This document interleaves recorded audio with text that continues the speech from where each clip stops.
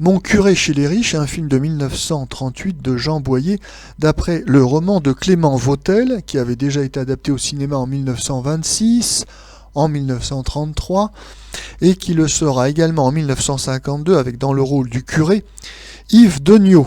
Ici, le curé, c'est Bach, et le reste de la distribution est composé de André Alerme, Marcel Vallée, Raymond Cordy, Emos, Elvire Popesco, Alice Tissot, Jeanne Fusier-Gire, Maximilienne. Le sujet, la femme d'un parvenu. Donc la femme c'est Elvire Popesco, le parvenu c'est André Alerme.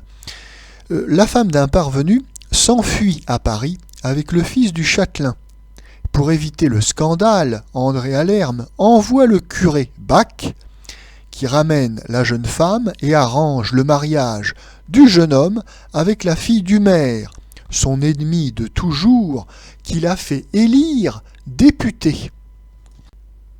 Avant la série des Don Camillo, il y a eu la série des Mon curé ceci, mon curé cela. La recette est la même.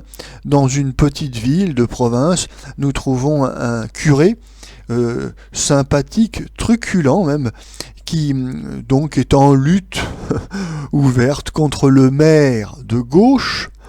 Et donc il y a toute une série de petites anecdotes et de petites peintures de la vie provinciale. Alors bien sûr, Mon curé chez les riches est avant tout un spectacle de divertissement, d'ailleurs assez bien réussi, mais comme avec les Don Camillo, je pense notamment à Don Camillo en Russie, oui, il y a quand même un message politique assez explicite. Ici, le curé Bach est un ancien combattant de la guerre 14-18 et durant tout le film, il est fait allusion aux rancœurs des anciens combattants à l'encontre des politiciens bellicistes de la Troisième République plutocratique. Car la vraie question est là, il n'y a ni gauche ni droite, il y a le camp des bellicistes et le camp de ceux qui refusent une guerre qui n'est pas la leur. Dans les dernières minutes du film, à l'occasion de l'élection du député, le curé va résumer en quelques phrases la situation. À droite, nous avons un parvenu corrompu, un affairiste. À gauche, nous avons, ouvrez les guillemets, un ouvrier qui n'a jamais travaillé. Fermez les guillemets. Oui, c'est une assez belle définition des révolutionnaires professionnels du Parti communiste. Et le curé, d'en conclure qu'il faut que cela soit un gars du pays, le maire du village, qui se présente. Alors, celui-ci, en bon socialo, prend peur et répond « Mais mon parti ne voudra jamais ». Le curé lui cloue le bec en répondant que tous les anciens combattants voteront pour lui et qu'il est sûr d'être élu.